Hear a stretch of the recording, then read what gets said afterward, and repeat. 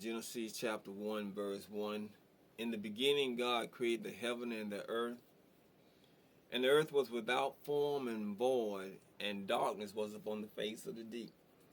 Showing the power of Elohim, the love of Elohim, creating a world for man to live in that he created. And here he's going to go through and show the process. Amen. They put us on this earth. Who created us? In 6 days he created man and said, let us make man. So I say they. Let us make man in our, O-U-R, plural, image. Amen. Praise Elohim. Made the earth a place for man to dwell. Amen. Praise Elohim.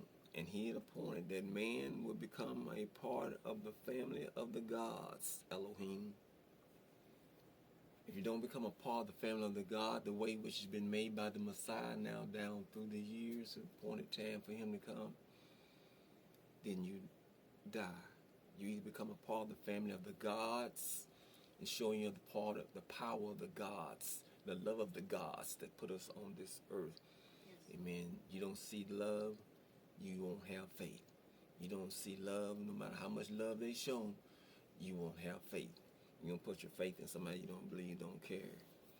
In the beginning, regardless of how much they do care. Verse 1, Genesis, in the beginning, God created the heaven and the earth was without form and void, and darkness was upon the face of the deep.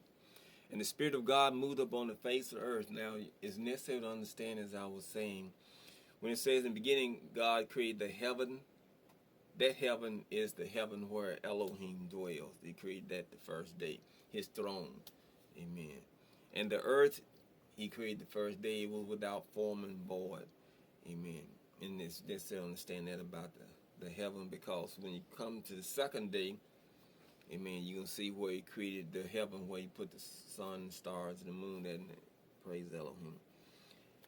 Praise Elohim. And Elohim said, let there be light the first day, and there was light. Second day, Elohim, praise Elohim, he said, let there be a firmament in the midst of the waters. Praise Elohim. Or a space in the midst of waters. This is where he put space, what means the water, earth was sitting in water and out of water, like in a lake, or like a balloon without air or shape or form. And then he said, let there be a firmament in the midst of the waters. He divided the waters from the water. Some of the water went up, and some of the water went down, and the earth sitting there in the middle. Praise Elohim, in the midst, as we say. Praise Elohim. But it's necessary to know that when he did that, he also did a firmament in the heavens. In the earth also, it created atmosphere. That's a part of that firmament, because when you come to the third day, you're going to see you're going to start working in the earth under the firmament, but it's going to be the firmament inside the earth. So you have to know that when you come to the second day, that those there are two firmaments being made, the second heaven and the first heaven, which is called the open firmament. Praise Elohim. So he divided the waters from the water and the earth in the midst of it, and the earth, he gave it form and atmosphere.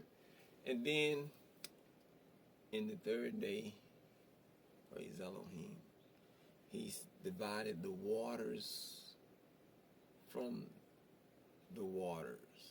Divided the waters from in one place upon the earth. It ain't like it is now. Now it's been a time the earth and quirking by, but then it was all in one spot. All the water was gathered to one place. You know, you got the Atlantic Ocean, Pacific Ocean. You have to understand there has been a change. There has been a change since the flood that came in the days of Noah. There has been a flood, all that water standing in. Now you got a division of the water.